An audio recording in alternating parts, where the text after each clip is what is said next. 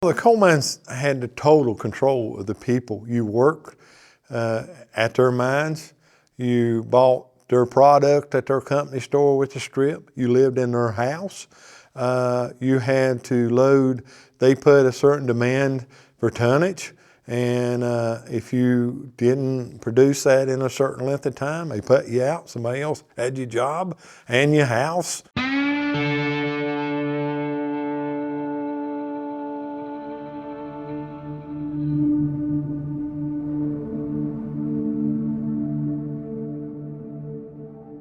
You can see fish and trees and a lot of things that's laid in this seam coal. Of course, that's where the coal is originated from. It's vegetation, and so must have been a pretty good swamp right here. They had a lot of roof falls. A lot of people got killed roof fall. A lot in this mine, a lot of people. Back in those days, really, safety wasn't too big of an issue. If you got killed, they just put somebody else in your place. They were more concerned about their mules than they were the people, because a man they could replace, but they had to buy a mule. History will say some of them were never taken outside. They died and lived their life in this mine, never seeing daylight. And they said they were so much easier broke because they wasn't used to no light. There was one other thing about the mules that were working in these mines. And at one time they had to take them out every 6 months. And they drove them to a place we called Horse Pen. It's about 4 miles down the road.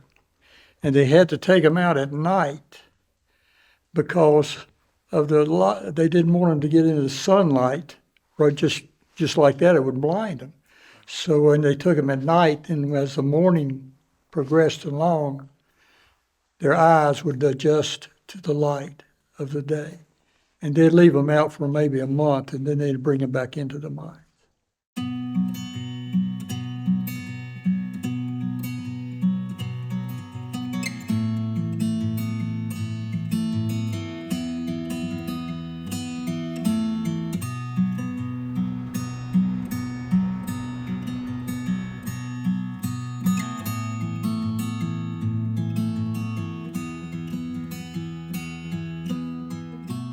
If this was back in the early or 1800s, that car right there would bring you 50 cents.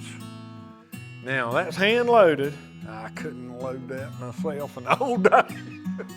But they said a lot of people could raise it to hand load anywhere from 28 to 30 ton. It's just hard to believe that a person would be that tough enough to do that. Honestly, I don't know if I could be able to do that today. But what they did, they'd issue you a number, and when you loaded this car, you'd have maybe 8 or 10 different places that they'd be loading coal, like up in here, and that might be my place, and that up there might be your place. Then what they'd do, they'd load these cars and they'd push them out, and they'd have a trip come in and pull them. Now, in those days, they actually pulled them with mules. They'd gather them up with mules, collect them together, and then start out. But that right there would be 50 cents. And I'd put my tag on it, and that's when they got outside, they'd take that tag off, and that's what I got paid for. You were paid, expected to run so many ton a week. If you didn't, you come in and brought your family and kids and loaded it on the weekend if you didn't make a quota. You had 2 weeks to do that. If you didn't make the quota, then somebody was living in your house. Now they owned the house, they paid you in Scrip. The Scrip was only good for their store. Different companies had their own, like, money. They had their own Scrip. They'd have like $10 pieces, $5 pieces, quarters, and it was only good for this mines. That one company had Scrip, and you could only use it at their store. You paid them back with their Scrip, and it was like every company was their own country.